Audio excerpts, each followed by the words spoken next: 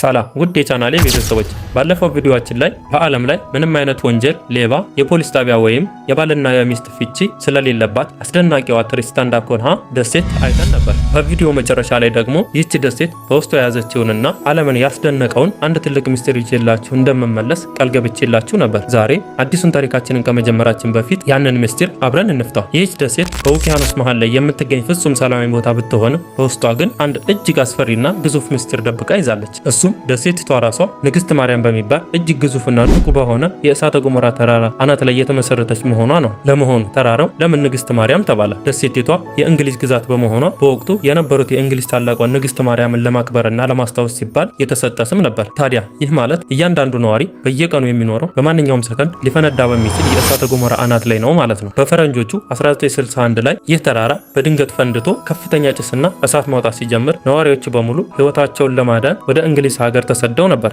ነገር ግን የሚገርመው ነገር ከተወሰኑ ዓመታት በኋላ የእሳተ ገሞራው ቁጣ ሲበርድ ነዋሪዎቹ በሙሉ በለንደን ከተማ የነበራቸውን ዘመናዊ ምቹ ህይወት ትተው እንደገና ወደዚህችው አደገኛ ግን ደግሞ ፍጹም ሰላማዊ ደሴታቸው ለመመለስ መረጡ። ይህም በዓለም ታሪክ ውስጥ ሰዎችን እጅግ ያስገረመው ውሳኔ ነበር።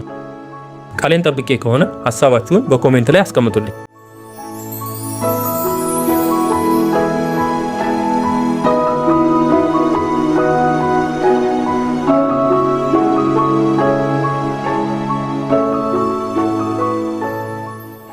አሁን ደግሞ በቀጥታ ዛሬ ወደ ያስኩላችሁና ሳይንቲስቶችን ሁሉ ግራ ወደ አጋባው ወደ ሁለተኛው እጅግ አስደናቂ ታሪካችን እንሂድ።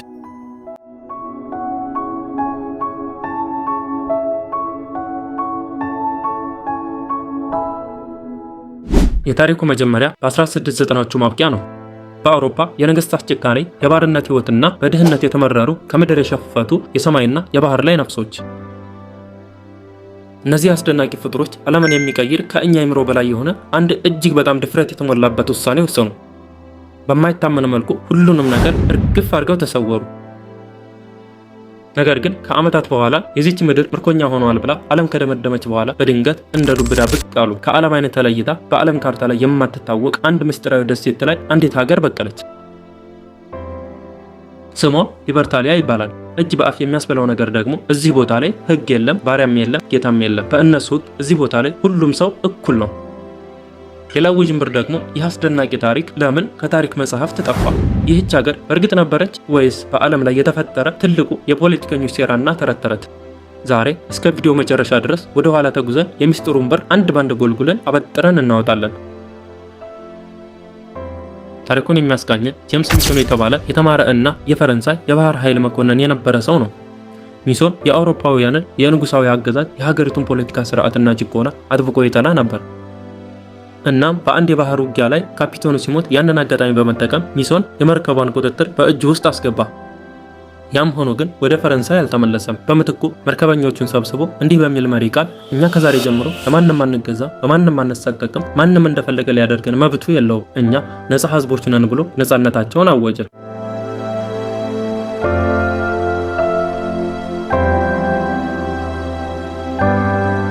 ስምምነታቸውን ካጸደቁ በኋላ የሚሶን መርከብ በመንገዷ የምታገኛቸውን የባሪያ መርከቦች በሙሉ ማጥቃት ጀመረች። የተማረኩትን ባሪያዎች በሙሉ ነፃ በማውጣትና እኩል የወርቅ ድርሻ በመስጠት ወደ ሰራተኝነታቸው ወይም ወደ ራሳቸው ቀላቀሏቸው። ዘመኑ ብዙም ሳይቆይ ሚሶን ከአንድ አስፈሪና ታዋቂ የአሜሪካ የባህር ወንበዴ ጋር ተገናኘ። የዚህ ወንበዴ መርከበኛ ሰው ቶማስ ቱ ይባላል። እዚህ ጋር ትልቁ ችግር ተፈጠረ። ሁለቱ ሰዎች ፍጹም ተቃራኒ ነበሩ። ሚሶን በቀደመ ህይወቱ ፈላስፋ እና ሰላማዊ ሰው ነበር። ምንም እንኳን የባህር ላይ መኮንን ቢሆንም ቶማስ ቱ ደግሞ በመርከበኝነት ህይወቱ ተዋጊ እና ስልታዊ ሰው ነበር። ነገር ግን ሁለቱንም የሚያስማማ አንድ ሊያደርጋቸው የሚችል አንድ ተመሳሳይ ህልም ነበራቸው፣ አዲስና ነፃ ዓለም መፍጠር። ሁለቱ ካፒቴኖች ወደ ሰሜን ማዳጋስካር በመጓዝ በአንድ ድብቅ የባህር ወሽመጥ ላይ ሊበርታሊያን መሰረቱ። ዜጎቿን ሊቤሪ ብሎ ሰየሟቸው። ሊቤሪ ማለት ነፃ የሆኑ ሰዎች ማለት ነው። ይህ ከማንኛውም ዓለም ክፍል የተለየ እና እንዲህ እንደዋዛ ፖለቲከኞችም ሆነ የዓለም ዘጋቢ ጋዜጠኞች በፍጹም ሊዳስሱትም ሆነ ጣልቃ ሊገቡ ምክንያት አልነበራቸውም።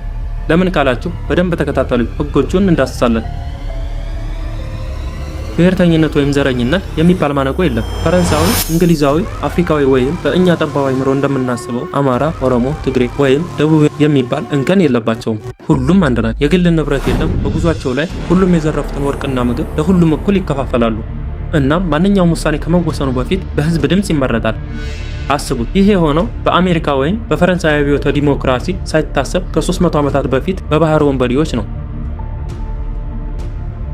በዚህ መሃል የራሳቸውን ገንዘብ አተሙ፣ ትላልቅ ምሽጎችንም ሰሩ እና ከአካባቢያቸው ማህበረሰብ ጋር ከማዳጋስካር ባህር ላይ ጎሳዎች ጋር በሰላም መኖር ጀመሩ።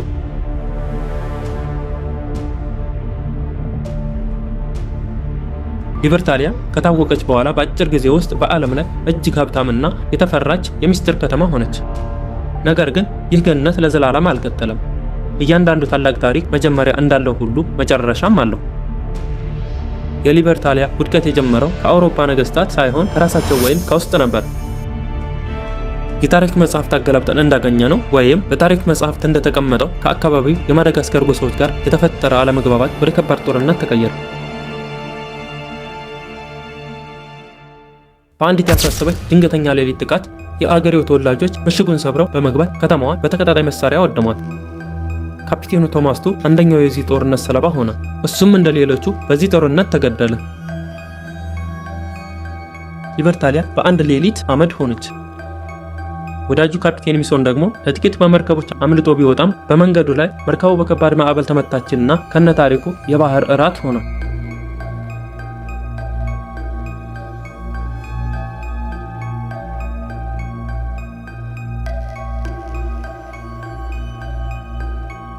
አሁን ደግሞ ወደ ዋናው ጥያቄ መጥተናል። ይህ ሁሉ ታሪክ እውነት ነው ወይስ? ይህ ታሪክ የተገኘው 1924 ዓ.ም ካፒቴን ቻርለስ ጆሰን በተባለ ሰው የተጻፈ መጽሐፍት ላይ ብቻ ነው።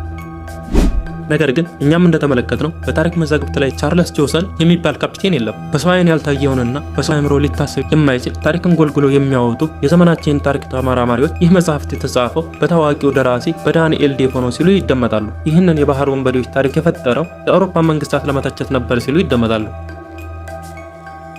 እናንተ ህግና ስልጣኔ አለን የምትሉ ጨቋኞች ናቸው። እነዚያ ግን ህግ የሌላቸው የባህር ወንበዴዎች ግን ከእናንተ በተሻለ በፍቅር እና በእኩልነት ይኖራሉ ለማለት የተጠቀመበት ድንቅ ልቦለድ ነው ይላሉ። ለዚህ ነው ከ300 ዓመታት በኋላ የአንቻርትድ 4 ጨዋታ ሰሪዎች ኒውቲ ዶግ ይህንን ታሪክ ተጠቅመው በዓለም ላይ ተወዳጅ የሆነውን ጨዋታ ይሰሩት።